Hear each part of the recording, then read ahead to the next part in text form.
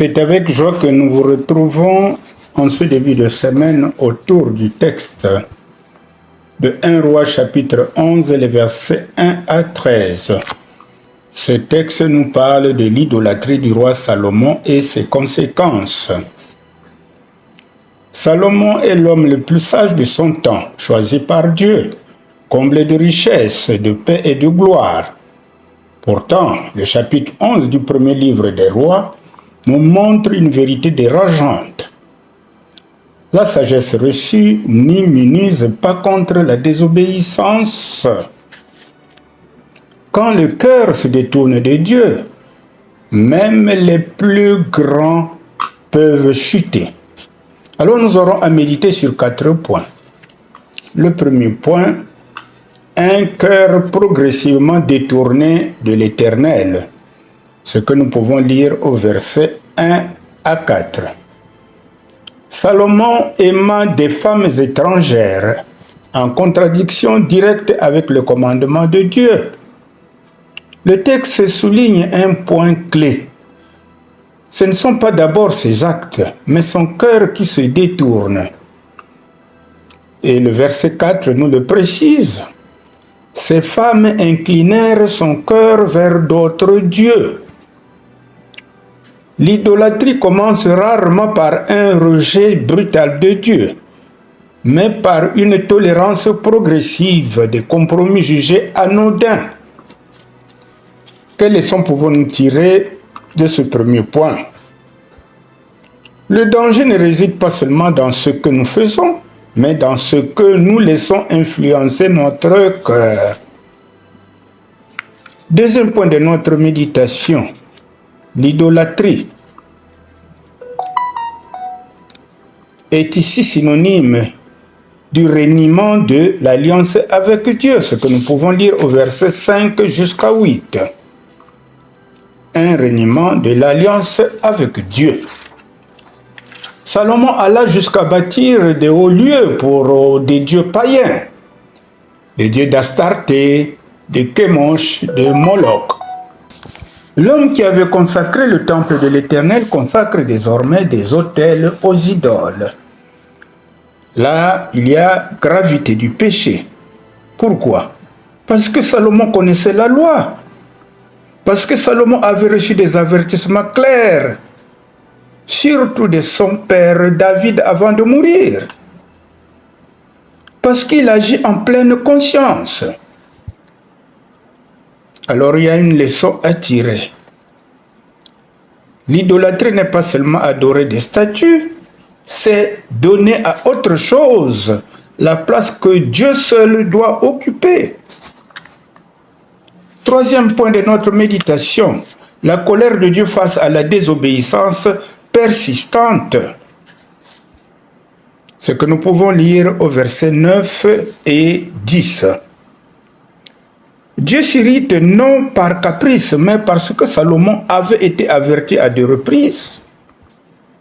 La désobéissance répétée, malgré la lumière reçue, entraîne inévitablement le jugement. Quelles leçons pouvons-nous tirer de la colère de Dieu face à la désobéissance persistante de Salomon? Plus la révélation est grande, plus la responsabilité est lourde. Plus que nous aurons reçu de Dieu, plus que notre jugement sera sévère. Quatrième point de notre méditation, des conséquences inévitables, mais tempérées par la grâce. Ce que nous pouvons lire au verset 11 jusqu'à 13. Dieu annonce la déchirure du royaume. Cependant, par amour pour David et pour Jérusalem, la sentence est différée et atténuée. Cela révèle 2 vérités fondamentales. La première, Dieu juge le péché. La deuxième, Dieu reste fidèle à ses promesses. Alors, quelles leçons tirées de ce 4e point sur les conséquences inévitables que David devrait subir? Eh bien, la grâce de Dieu ne supprime pas toujours les conséquences, mais elle en limite la portée. En conclusion, notre conclusion, c'est un avertissement pour toi et moi, mon frère, pour toi et moi, ma sœur. Un avertissement pour nous aujourd'hui, c'est que l'histoire de Salomon nous rappelle qu'un bon départ ne garantit pas une bonne fin. Et rappelons-nous que Salomon avait bien débuté parce que sa première prière à l'Éternel était bonne. Il a demandé la sagesse de diriger le pays. Dieu lui en a donné. Il a donné même au-delà des richesses. Eh bien, la fidélité à Dieu se cultive chaque jour. Enfin, le cœur doit être constamment gardé.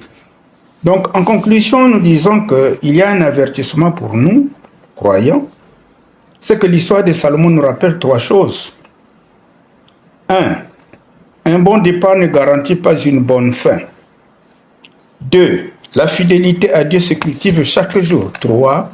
Le cœur doit être constamment gardé. Alors, le Proverbe, chapitre 4, verset 23, nous édifie à cet effet. Garde ton cœur plus que toute autre chose, car de lui viennent les sources de la vie.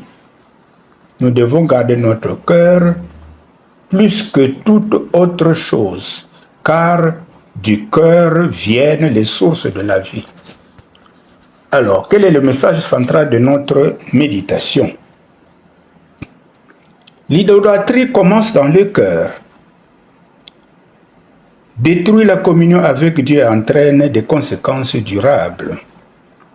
Mais la fidélité de Dieu demeure pour ceux qui se repentent. Alors, passons-en maintenant à la prière méditative. Nous allons intituler notre prière « Garde mon cœur à toi, Seigneur ». Prions. Éternel Dieu saint et fidèle, je me tiens devant toi dans le silence et l'humilité. Tu connais mon cœur mieux que moi-même. Tu vois ses élans, ses faiblesses et ses détours. Seigneur, garde-moi de l'illusion qui consiste à croire que mes dons, mon expérience ou mes succès peuvent me préserver de la chute. Comme Salomon, je reconnais que le cœur peut se détourner doucement, sans bruit, par des petits compromis, jusqu'à perdre la ferveur du premier amour. Pardonne-moi, Seigneur, quand d'autres voix prennent plus de place que la tienne, quand je laisse s'élever des autels secrets à ce qui n'est pas toi. Pardonne-moi, Seigneur. Ramène mon cœur à l'obéissance.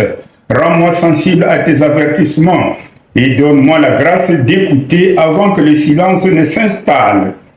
Éternel, arrache de ma vie toute idolâtrie, visible ou cachée, et restaure en moi un cœur entier, totalement tourné vers toi.